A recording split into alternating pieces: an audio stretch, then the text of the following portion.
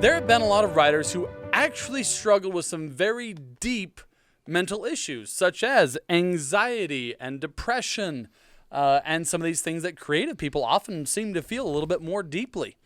And there was one in particular, Ernest Hemingway, Papa Hemingway, who in the end actually ended his own life because of his extreme anxiety and paranoia.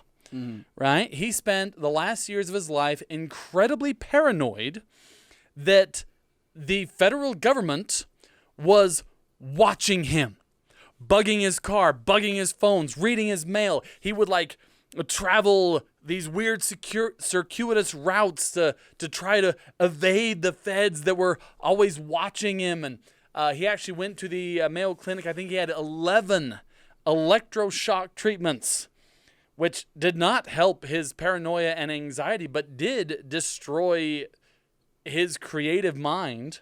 They believe that also led to some of his suicidal tendencies. Is his whole life, his writing ability was what defined him, what gave him worth.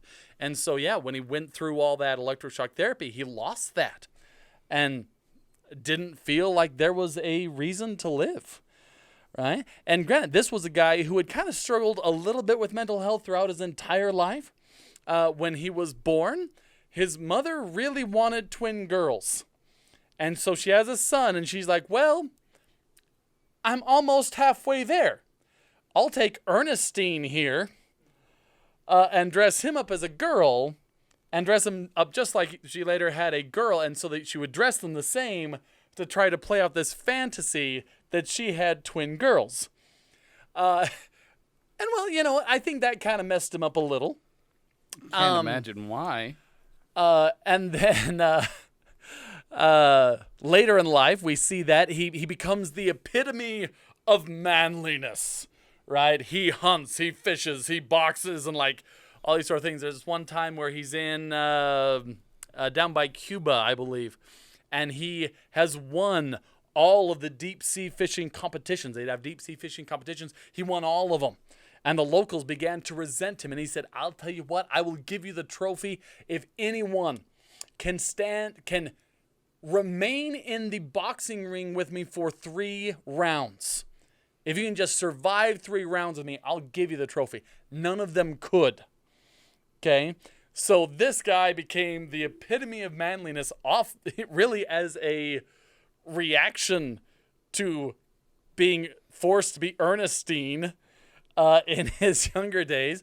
There's more tragedy on top of that. He gets dumped by his war fiance, rebounds with Hadley Richardson, who is his wife and really his perfect match.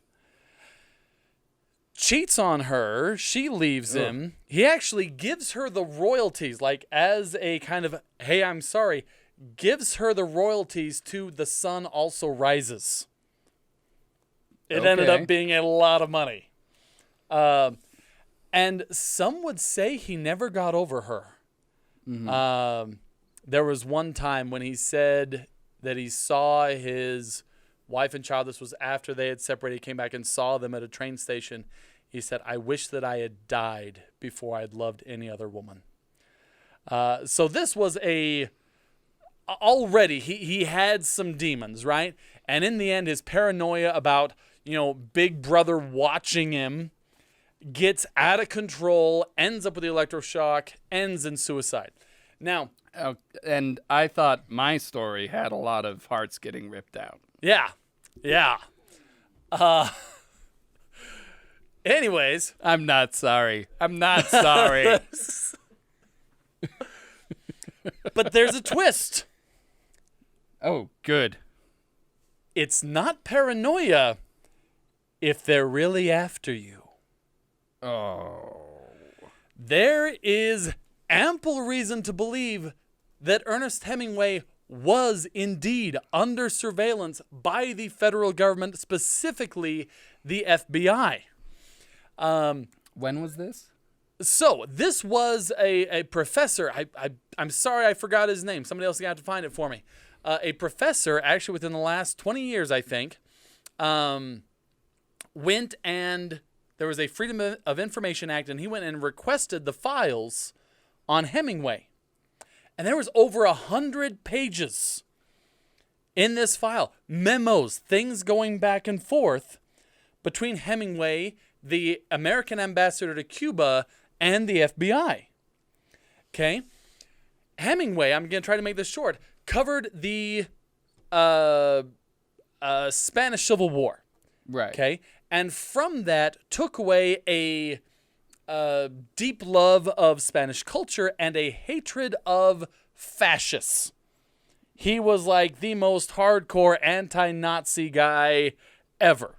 Right? So he's hanging out in Cuba and starts to get suspicious of German influences, right? This is around the time of World War II, starting to make a play for Cuba.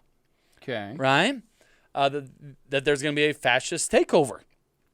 And so he goes to the ambassador and essentially says, hey, I have gathered some friends of mine, disreputable sorts, and we're keeping an eye on these guys, on these German agents, and kind of receives the blessing of the ambassador and the FBI to essentially form his own spy ring that he called, and I do not joke about this, the Crook Factory. Crook Factory. These were thieves, prostitutes, a priest for some reason. Just these are random people that he just brought in. And so he's like actively tailing these German agents, largely frustrating their attempts at infiltration because they've always got people looking over their shoulder, right? Wow. Some prostitute has been following me all day and like I just can't get rid of him.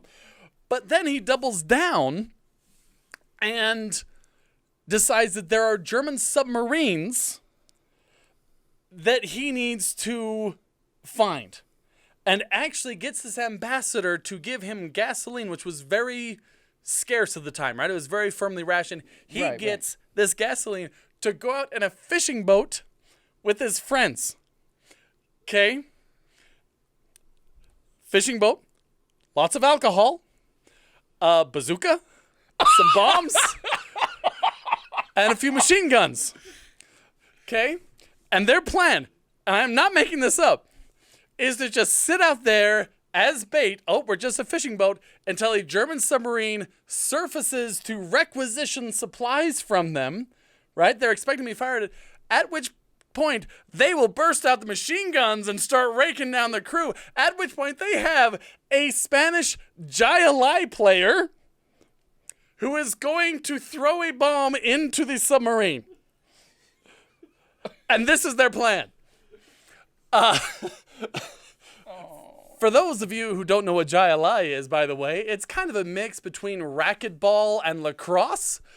Okay, so you got this kind of basket type thing on your hand that allows you to throw things ridiculously fast. And yeah, that was their plan, was the Jai player was going to throw a bomb into the submarine while the rest of them just, open up with machine guns. Anyway, at one point, he actually reports sighting a German submarine. Oh. Okay? The U.S. checks on it, finds nothing. This creates a loss of credibility and tension between him and the FBI, to the point that they begin to think that he is so anti-fascist, anti-Nazi, that he's actually communist. Oh. Okay? That he went to the other extreme. And,